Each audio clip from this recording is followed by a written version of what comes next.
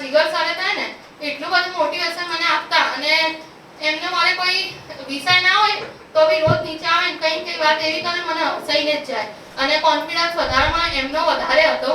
એટલે thank you so much Jigar sir. પછી અને ઉષા ડાકોર ટીચરની તો વાત હે ને હું શું કરું ને એ છે નહીં કારણ કે એ તો મારા માટે શું છે ને એવું તમને શું કહું દોસ્તો માટે એ મારા માટે બધું જ છે. આ દુનિયામાં કદાચ જો મને કોઈના વગર ના ચાલે ને તો એમ કહું કે મારો ઓક્સિજન છે તો બી ચાલે એટલે મને એમના વગર ક્યારે ચાલે એવું જ નથી કારણ કે આ બંને ટીચરે મને રોજ હું આવતી ને એટલું બધું સમજાવતા એટલું બધું કહેતા અને ખબર નહીં એમનામાં તો એવું શું છે ને કે હું જ્યારે નમાજ પઢીને મને જેટલી શાંતિ મળે અને જેટલો કોન્ફિડન્સ આવે ને એટલું એમના બ્લેસિંગ લેવાથી ને એમનો ચહેરો યાદ કરવાથી આવે છે. આજે બી હું કંઈ બી જાઉં ને એટલે કંઈ બી મને ડર બી લાગે ને તો હું એમને જ યાદ કરું છું કે ભલે ને એ તમારા માટે કદાચ વ્યક્તિ હશે પણ મારા માટે તો એ એન્જલ છે. એટલે હું એવું કહું કે વાંધો નહીં અત્યારે અહીંયા કંઈ મુશ્કેલ પડશે ને તમારા ઉષા ડાકોર ટીચર અહીંયા આવી જશે પણ એમને યાદ કરું ને એટલે એવું કંઈ થાય જ નહીં અને હું કંઈ એકલી બી નથી જઈ શકતી સર. આપણે અહીંયા ઢાળ રોજો છે ને સરખેજ રોજો ત્યાં બી મારી મમ્મી જોડે જાઉં અને અત્યારે મારા આ જુનિયર ક્લાસનું પેપર હતું ને મારો નરોડા નંબર આવ્યો હતો તો મમ્મી કે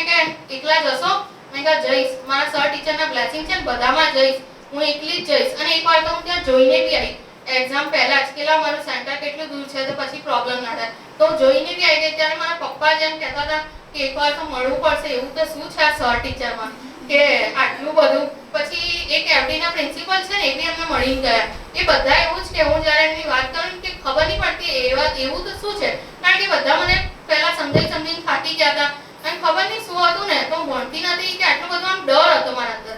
એકચ્યુઅલી 9 પછી મેં જ્યારે છોડ્યું ને તો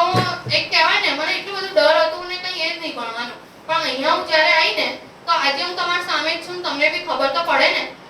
આજે હું એસવાયમાં બી છું ગવર્મેન્ટની તૈયારી જે હું ક્યારે વિચારી બી ના શકું કે બોર્ડની એક્ઝામ આપી શકું. અત્યારે તલાટીની એક્ઝામમાં મને એટલો બધો કોન્ફિડન્સ છે ને હું મારા ઘરમાં બધી જગ્યાએ હું તલાટી જ લખતી હોઉં કારણ કે મને ખબર હોય કે જ્યારે બી આવશે ને ત્યારે હું તો લાગી જ જઈશ કારણ કે આ સર ટીચર તો છે જ એમના બ્લેસિંગ તો છે જ એમની રીતો તો છે જ એમનું બધું જ છે અને હું તલાટી બની બી જઈશ ને તો બી હું એવું જ વિચારું છું કે ખબર નહીં પણ એક બીએડ કરીને હું તો ટીચર સાથે ને ટીચિંગમાં જોડાઈ જાઉં.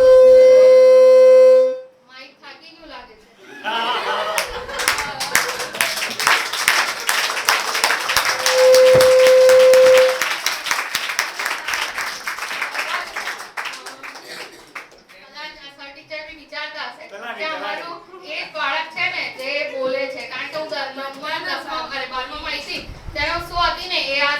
બધી ખબર જ છે હું ક્યારે સર સામે તો ક્યારે બોલી બી નહીં હોઉં. એ પછી હેમંત સર કે જીગર સર મારે કંઈ બી કામ હોય ને તો હું એમને ચિઠ્ઠીમાં લખીને આપું. મારે ઘરે બી જવું હોય ને તો લખું સર હું ઘરે જાઉં મારે કંઈ બી પ્રોબ્લેમ હોય ને સર મને આ પ્રોબ્લેમ છે ક્યારે હું બોલું જ નહીં અને અત્યારે હું એમની સાથે વાત બી કરી શકું છું. એટલે બધું મારા હેમંત સર જીગર સર અને ઉષા ટીચરની જાગુ ટીચરના હિસાબથી જ છે અને હું તલાટીનું જે બી કરીશ જુનિયર ક્લાસનું જે બી કરીશ ને એ બધું અમારા સર ટીચરના પ્રતાપે જ છે. એટલે હું જે કંઈ પણ છું અને જે કંઈ પણ બોલી એ મારા માટે તાળીઓ ના પાડો પણ મારા સર ટીચર માટે જોર જોરથી